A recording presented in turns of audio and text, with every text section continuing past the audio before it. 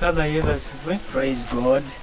Nebaza Katonda olw'obuweereza buno. I thank the Lord for this ministry. Bukoze bingi eri obulamu bwange. It has done a lot for my life Kuva we nabegatta since I joined this ministry. Nga sinaba kutandika kwegatta ku buweereza buno. Before I joined this ministry, natandika n'okusoma. I started with schooling. Byali bya tailoring class. It was a tailoring class by that time. Unavira mu tailoring class. From tailoring class, 2018, 2018, so they gave me a job. So I want to thank the Lord for my job because I've been blessed through it.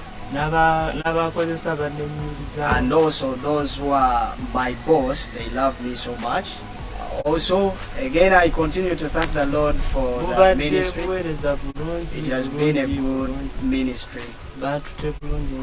They have nurtured me well as a child to them. They talk to youths. So they speak good words that change the lives of many young people. There are many things that I've learned as being in a family. And I want to thank God for those things, all for that what He has done for my life.